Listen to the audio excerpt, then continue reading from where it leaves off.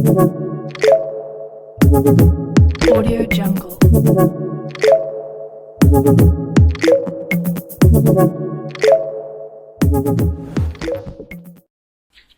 नमस्कार विद्यार्थी मित्रांनो, चला तर कान्हा एज्युकेशन मध्ये आपल्या सर्वांचे स्वागत आहे. तर आज आपण BEE MCQ सिरीज जी असेल ती कंटिन्यू करणार आहोत. तर बघा, त्याच्यामध्ये याच्या अगोदर आपण जेवढे काही क्वेश्चन्स वगैरे बघितले, अपेक्षा करतो तुम्ही सर्वांनी ते रिकॉल केले असेल. ओके, त्यानंतर आपण पुढचा जो पोर्शन तो कंटिन्यू करूया. बघा, त्याच्यामध्ये दिले बघा बेसिक कन्सेप्ट असेल. आता AC फंडामेंटल बद्दल जे आपले जे काही सेकंड टॉपिक मध्ये तुम्हाला दिलेलं आहे, बरोबर आहे ना. त्याच्यामध्ये काही स्पेसिफिक फॉर्म्युले येते, थोडे आपण एकदा रिकॉल करून जेणेकरून तुम्हाला समजायला सोपं जाईल. बघा, याच्यामध्ये जर तुम्ही बघितलं ना, तर तुम्हाला इन्स्टंटेनियस व्हॅल्यू जर पाहिजे असेल तर व्होल्टेजची काय V इज गुड काय होतं PM sin ओमेगा टी, बरोबर आहे.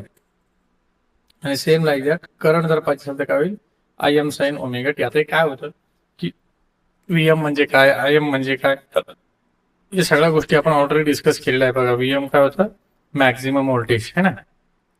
कारण हे तुम्हाला क्वेश्चन जर विचारले तर त्यावेळेस तुम्हाला लक्षात आलं पाहिजे IM म्हणजे काय होतं मॅक्झिमम करंट. आता हे मॅक्झिमम व्होल्टेज किंवा मॅक्झिमम करंट नेमकं कुठं असतो तर आपण ती वेव्हफॉर्म मध्ये ऑलरेडी डिस्कस केलं. ही बघा, तुम्हाला दिसते हा जो पॉईंट असेल, हा पॉईंट असतो तो मॅक्झिमम व्होल्टेज किंवा करंट असेल. ही जी व्हॅल्यू असेल ती असेल मॅक्झिमम व्हॅल्यू. क्लिअर आहे. मग ही असेल, इथं असते 0, इथं असते 0. ही बघा तुमची साइन वेव्ह. क्लिअर आहे. हा, त्याच्यामध्ये अजून तुम्हाला काही महत्वाचे फॉर्म्युलेचे की खूप इम्पॉर्टन्स आहेत. मी इम्पॉर्टन्स याच्यासाठी सांगतो की 100% याच्यावर तुम्हाला क्वेश्चन विचारला जातो आणि क्वेश्चन जो विचारला गेलेला असेल तो एकदम फुकटचे मार्क देणार असेल, कारण त्याच्यामध्ये काहीच नाहीये. बघा, अँग्युलर फ्रिक्वेन्सी असेल आपल्याला माहिती आहे, त्याला आपण कशाने शो करतो रे, ओमेगाने शो करतो, बरोबर आहे. मग ओमेगा जोड काय होतं सर 2πf, बरोबर आहे, लक्षात राहील 2πf. F is nothing but frequency. त्याच्यानंतर टाइम पिरियड आपल्याला माहिती आहे, टाइम पिरियडची डेफिनेशन सुद्धा आपण बघितली होती, काय होतं 1/f. त्याच्यानंतर बघा RMS व्हॅल्यू. क्लिअर आहे. RMS व्हॅल्यू काय होतं, ऍव्हरेज व्हॅल्यू काय होतं, हे ऑलरेडी आपण एकदा बघितलेलं आहे. तर याला व्यवस्थित लक्षात ठेवा. बघा, VRMS इज इक्वल काय होतं V मॅक्झिमम अपॉन √2 आणि V ऍव्हरेज जे असेल ते काय असेल 2VM अपॉन पाय. इथं √2 असेल, इथं काय असेल पाय असेल, पण इथं 2/π असेल, लक्षात ठेवा. ओके, याला जर तुम्ही अजून लिहायचं असेल तर कसं लिहू शकता 1/√2 इंटू VM, बरोबर आहे. याला तुम्ही अजून कसं लिहू शकता 2π इंटू VM, बरोबर आहे. अजून जर सर मी याला सॉल्व्ह केलं तर मला अजून कसं आन्सर मिळू शकतं, जर तुम्ही याला कॅल्शियम मध्ये सॉल्व्ह केलं तर तुम्हाला लक्षात येईल. बघा 0.707 VM. ओके, आणि इथे काय 0.637 VM. हे तुमचं फायनल आन्सर असेल, बरोबर. That is called as average value, that is called as RMS value. Clear आहे, कळालं. त्यानंतर बघा फॉर्म फॅक्टर आणि असेल दुसरा पी फॅक्टर. आता मी याच्यासाठी तुम्हाला एक छोटीशी ट्रिक सांगतो, ती थोडी लक्षात ठेवा. बघा PRA. ओके, आता हे PRA नेमकं काय असेल आणि सर तुम्ही असं का लिहिलं नाही कळालं. बघा, इथे काय करायचंय, PRA म्हणजे काय, इथे लिहायचंय पीक, याला लिहायचंय RMS आणि लिहायचं याला ॲव्हरेज, PRA, लक्षात ठेवा. ओके, आता याला तुम्ही तुमच्या मनानं सुद्धा शॉर्ट ट्रिक्स बनवू शकता. ओके, तुम्हाला म्हणजे जसं लागेल तसं तुम्ही एक असं लक्षात ठेवतो. बघा, please revise again, please repeat again, please repeat again, please repeat again, लक्षात ठेवू शकता. ओके, हा सर, हे तुम्ही असं का लिहून दिलं, याचं लिहून देण्याचं रिझन असं होतं की या फॉर्म्युला तुम्हाला लक्षात ठेवायचं आहे. मग लक्षात नाही राहत सर, म्हणून मी तुम्हाला ट्रिक दिली. काय करायचे, वरचे दोघं जण पकडा, बरोबर आहे, आणि त्याच्यानंतर काय करायचे, खालच्या दोघांचे कपल पकडायचे. क्लिअर आहे. व्यवस्थित समजून घ्या, म्हणजे तुम्हाला लॉंग टर्म साठी कसं लक्षात ठेवता येईल, मी साठी ट्रिक तुम्हाला देतोय. आता वरचे जे दोघं जण असेल किंवा वरचा जो रेशो असेल, आता तो रेशो मी कायसाठी वापरलाय sir, that is called as KC किंवा P. आता KC आणि KP काय होतं मी तुम्हाला सांगतो, आणि खालचा जो असेल तो असेल बघा KF. क्लिअर आहे सर. याचा अर्थ काय होतो, याचा अर्थ होतो सर क्रिस्ट फॅक्टर किंवा पीक फॅक्टर. काय होतं रे, क्रिस्ट फॅक्टर किंवा पीक फॅक्टर. आणि याचा अर्थ होतो सर फॉर्म फॅक्टर. काय होतं रे, फॉर्म फॅक्टर. बघा, त्याला KC KP कसं लक्षात ठेवायचं, कच्च्या पक्का, कच्च्या पक्का, कच्च्या पक्का. Okay, KC PK. क्लिअर आहे.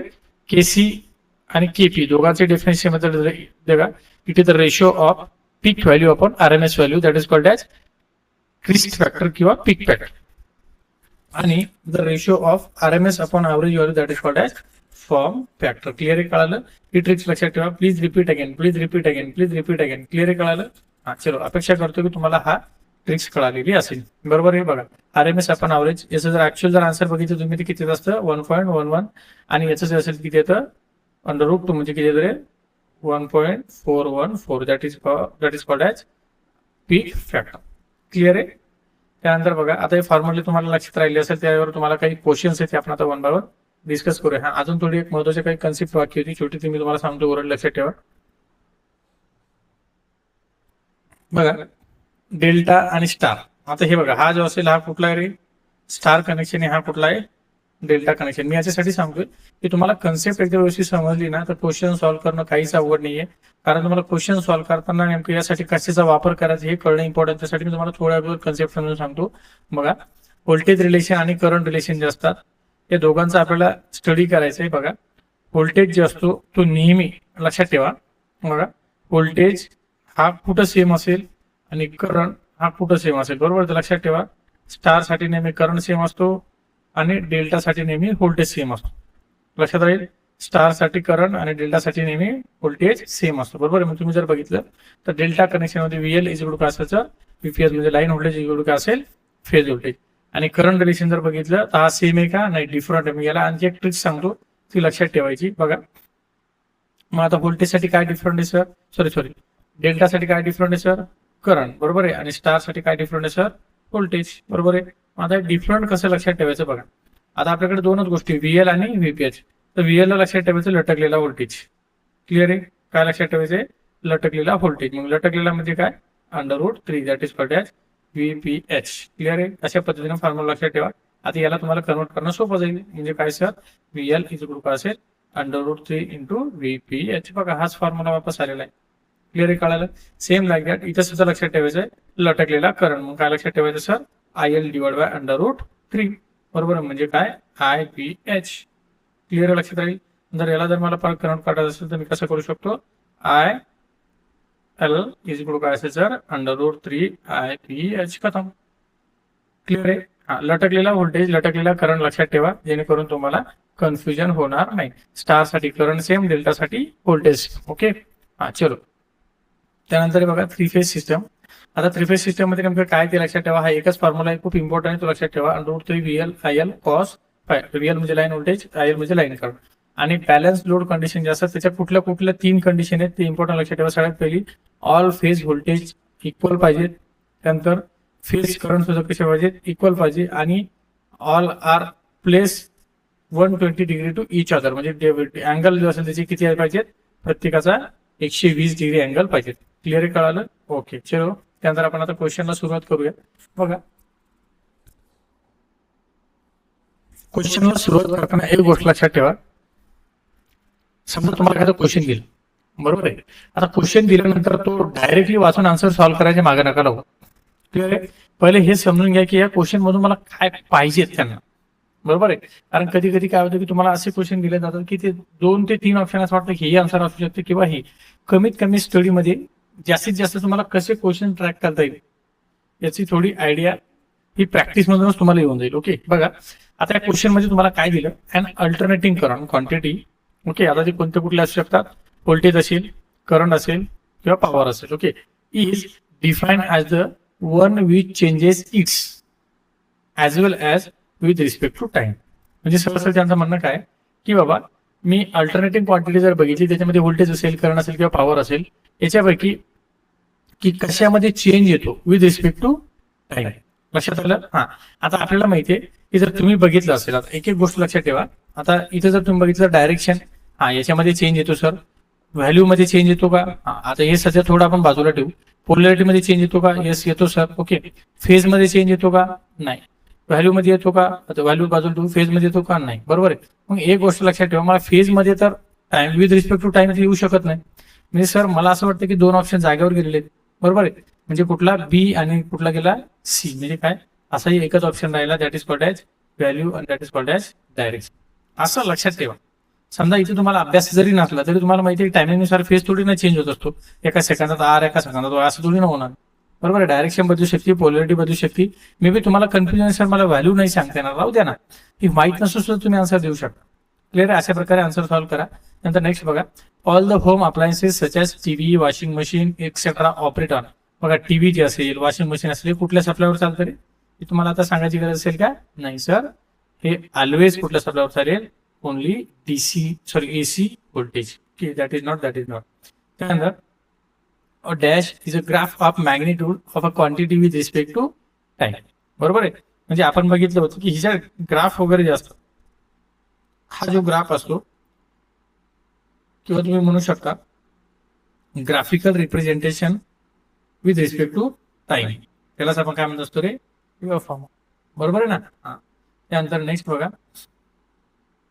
आता बघा, even though an AC waveform can take any shape, the dash is the most preferred waveform. जर तुम्ही बघितलं असेल तर मोस्ट प्रिफर वेव्हफॉर्म याच्यापैकी कुठली रे, तुम्ही मॅक्झिमम वेळेस कोणतं नाव ऐकलं असेल ते म्हणजे कोणतं रे, साइन वेव्ह. स्क्वेअर वेव्ह पण आहे, पण ट्रायंगल पण. जास्तीत जास्त कुठली वेव्हफॉर्म ऐकली आपण, most preferable sine wave. Okay. कारण आपल्याला माहिती एसी वेव्हफॉर्म साठी जनरली याचा अर्थ असा नाही की स्क्वेअर वेव्ह एसी नाही किंवा ट्रायंगुलर नाही आहे. जनरली मॅक्झिमम वेळेस काय वापरली ती sine wave. In the equation v of t is equal to vm sine omega t. बघ आपला हा इक्वेशन माहिती आहे, v of t is equal काय असतो, vm sine omega t. Clear आहे. आता इथे जर तुम्ही बघितलं तर vm is nothing but maximum voltage, omega is nothing but angular velocity. बरोबर. यालाच तुम्ही अजून कसं लिहू शकता, 2πf. बरोबर. म्हणजे हा इक्वेशन तुम्हाला कसं दिला, vm साइन 2πft. क्लिअर आहे. अशा प्रकारे तुम्हाला त्याने लिहून दिलं. Denotes the dash voltage. मग आता हा इक्वेशन जो असेल तो कोणतं व्होल्टेज तुम्हाला दाखवतो. बरोबर. आता तुम्हाला याचे 3 व्हॅल्यू दिल्या, एक असेल पीक व्होल्टेज, एक असेल आरएमएस व्होल्टेज, एक असेल इन्स्टंटेनियस व्होल्टेज. तर ही व्हॅल्यू नेहमी मित्रांनो कोणती असते रे, इन्स्टंटेनियस व्होल्टेज. लक्षात ठेवा, आरएमएस किंवा पीक असेल का ती नाही. क्लिअर आहे, कळालं. ओके. त्यानंतर in the term V of T, the T in brackets indicate that. म्हणजे हा जो टी असेल व्ही ऑफ टी मधला तो काय शो करत असतो बघा, voltage V is a variable, time T is a variable, time T depend on voltage. आता मला सांगा, टी हा व्होल्टेज बद्दल बोलू शकतो का, नाही. बघा आता टाइम टी इज व्हेरिएबल थोडं बाजूला ठेवू, time T is depend on voltage असं आहे का, नाही. म्हणजे आन्सर माझं कोणतं असेल 100%, time T is variable voltage, sorry time T is a variable. Clear आहे, कळालं. चल next. A sinusoidal waveform can be. A sinusoidal waveform can be. आता बघा, आता सायनोसॉइडल वेव्हफॉर्म तुम्ही साइन वेव्ह किंवा ट्रायंगुलर वेव्ह लक्षात ठेवा. साइन वेव्ह किंवा ट्रायंगुलर तुम्ही म्हणू शकता का, होऊ शकते का. साइन वेव्ह कोसाइन वेव्ह होऊ शकते का, आणि ट्रायंगुलर आणि स्क्वेअर. तुम्ही जर इथे बघितलं ना, तिथे शेप मॅटर करतो मित्रांनो, है ना. आता जर तुम्ही बघितलं असेल तर स्क्वेअर वेव्ह मला माहिती आहे सर अशा पद्धतीने दिसेल, बरोबर आहे. किंवा ट्रायंगुलर जरी म्हटलं सर तुम्हाला अशा पद्धतीने दिसेल. क्लिअर आहे, है ना, ट्रायंगल साठी. पण तुम्ही जर बघितलं साइन वेव्ह तुम्हाला अशी दिसेल किंवा कोसाइन वेव्ह तुम्हाला अशी दिसेल. म्हणजे शेप जर तुम्ही बघितला तर कोणता सेम आहे रे, साइन वेव्ह आणि कोसाइन. म्हणजे that is your correct answer. The operation of an alternator is based on the principle. आता अल्टरनेटर जर तुम्ही बघितलं, थोडं तुम्हाला इलेक्ट्रिकल मशीन बद्दल माहित असेल, तुम्ही ऐकलं असेल बघा सिंक्रोनस मशीन. आता सिंक्रोनस मशीन जे असतो, सिंक्रोनस मशीन मध्ये 2 पार्ट आहे मित्रांनो. एक असेल सिंक्रोनस मोटर आणि एक असतो सिंक्रोनस जनरेटर. ओके. एक असेल सिंक्रोनस मोटर, दुसरं कोणता असतो रे, सिंक्रोनस जनरेटर. आणि सिंक्रोनस जनरेटरलाच आपण काय म्हणत असतो रे, अल्टरनेटर म्हणत असतो. किंवा आमच्या समजायला अल्टरनेटर जे की आपल्याला इलेक्ट्रिसिटी तयार करतो, एसी सप्लाय आपल्याला तयार करतो. बरोबर आहे.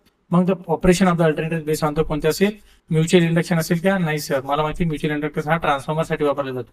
मग डायनामिकली इंड्यूस ईएमएफ असेल का, डायनामिकली इंड्यूस ईएमएफ असेल का, नाही सर, कारण आपल्याला माहिती आहे जनरली डीसी मशीन मध्ये वापरला जातो. Okay.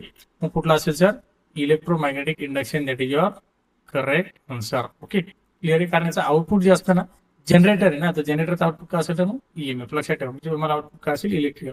The AC voltage generators are called as, AC voltage generator are called as. एक लक्षात ठेवा, एसी आपण एखादं एसी व्होल्टेज जे असेल ना, जनरेटर जे असेल तर काय कन्वर्ट करतो, एसी व्होल्टेज. आताच आपण अभ्यास केला ना sir, that is called as alternator. मला एसी व्होल्टेज जे असेल किंवा एसी सप्लाय मला कोणापासून मिळतो, अल्टरनेटर पासून. ओके. इंडक्शन जनरेटर असेल का, नाही. अल्टरनेटर अल्टरनेटिंग जनरेटर असेल का, नाही. तुम्ही अल्टरनेटिंग जनरेटर म्हणता ना, अल्टरनेटरला दुसरं नाव काय असतं लक्षात ठेवा, सिंक्रोनस जनरेटर. लक्षात ठेवा, इंडक्शन जनरेटर नाही. क्लिअर आहे. मे बी तुम्हाला क्वेश्चन असा येऊ शकतो आता नेक्स्ट टाइम, की जर अल्टरनेटर ऐवजी काय असू शकतं, सिंक्रोनस जनरेटर. इंडक्शन जनरेटर नाही, अल्टरनेटर जनरेटर पण नाही. सिंक्रोनस जनरेटर असेल तरी करेक्ट आन्सर आहे, किंवा अल्टरनेटर असेल तरी करेक्ट आन्सर आहे. ओके. त्यानंतर बघा, the magnitude of the induce voltage into the coil of an alternator depend on. बघा, the magnitude of induce voltage into the coil. म्हणजे जो व्होल्टेज माझा इंड्यूस झाला, जो तयार झाला है ना, त्याचा मॅग्निट्यूड असेल of an alternator depend on. तो कशावर असेल, मटेरियलवर असेल, पोझिशनवर असेल किंवा थिकनेसवर. तर साहजिकच आहे तो कशावर डिपेंड असणार आहे, मटेरियल असणार आहे का, नाही. कशावर असेल, पोझिशनवर डिपेंड असणार नाही. क्लिअर कळालं? चलो त्यानंतर next, the shape of induced EMF in the rotating coil of alternator. बघा आता हा जो असेल एक तुम्हाला मी ते अगोदरही सांगितलं होतं की हा अल्टरनेटर काय करतो सर, आउटपुट काय तुमचं त्याचं एसी सप्लाय, बरोबर आहे. मला माहिती सर एसी सप्लाय जे असेल त्याची वेव्हफॉर्म नेहमी काय असते सर, साइन वेव्ह. क्लिअर काय असेल, साइन वेव्ह. मग इथं कोसाइन असेल का सर, नाही. एकटे असेल का नाही असेल, दॅट इज युअर करेक्ट असेल. म्हणजे ऑलमोस्ट गोष्टी ज्या किंवा ऑलमोस्ट क्वेश्चनचे आन्सर तुम्ही कॉमन सेन्सने सुद्धा देऊ शकता. Next, the instantaneous value of voltage t is equal to T1 is represented as. एक लक्षात ठेवा बघा, तर इन्स्टंटेनियस व्हॅल्यू मी शब्द तिथे वापरला, बरोबर ना. इन्स्टंटेनियस व्हॅल्यू म्हणजे सुरुवातीची at instant time, okay, of voltage at t is equal to T1 is represented as, बरोबर आहे. आता सिम्पल आहे की सुरुवातीचा जो टाइम ती मला शो करते. आता तुम्ही आतापर्यंत इक्वेशन बघत आले बघा, असं व्ही ऑफ टी असेल ना, आय ऑफ टी असेल, जसं की मी तुम्हाला म्हटलं V M sine omega t, I M sine omega t, बरोबर आहे. इथे कुठे दिसतं की तुम्हाला तसंच काय असेल, see, that is your correct answer. The dash of an AC quantity is defined as the value of that quantity at a particular instant of time. Instant of time sir असा जर शब्द आला तर माझ्या डोक्यात एकच येणार, इन्स्टंटेनियस व्हॅल्यू. बाकी मी डोकं लावणार का सर, नाही. विशेष म्हणजे का की एसी क्वांटिटी आहे आणि इन्स्टंट ऑफ टाइम आहे, that is called as simple. ती कायची डेफिनेशन असणार sir, instantaneous value. DC value, peak value, RMS value असेल का, नाही. One cycle. आता बघा तुम्हाला माहिती आहे, तुम्ही एसी वेव्हफॉर्म बघितली असेल किंवा तुम्ही असं म्हणू शकता साइन वेव्ह बघितलेली सर, बरोबर. याला म्हटलं सर 0, याला म्हटलं मी 2 पाय, बरोबर आहे. याला म्हणतो आपण पाय. आता जर तुम्ही बघितलं तर इथून इथपर्यंत माझी सर काय झाली, एक पूर्ण सायकल झाली, बरोबर ना. कारण इथपर्यंत जे असेल सर काय असते, एक पॉझिटिव्ह ऑफ सायकल असेल, इथं असेल sir negative of cycle. Positive आणि निगेटिव्ह प्लस जर असेल त्याला म्हणतो असं सर आपण वन सायकल. मग आता वन सायकल माझी किती अँगलची झाली रे बघा, हाफ सायकल माझी पायची आणि हाफ सायकल माझी पायची, म्हणजे 2 पाय. क्लिअर आहे. म्हणजे माझी पूर्ण जे अँगल असेल किती असेल सर, 2 पायचं असेल. किती असेल, 2 पाय. ओके. आता जर तुम्ही बघितले तर 2 पाय आहे का, नाही. पाय 180 म्हणजे काय असेल सर, पायचे. That is your correct answer. आणि त्याचं युनिट काय असेल तर रेडियन. लक्षात ठेवा अँगल म्हणून. क्लिअर कळालं? ओके.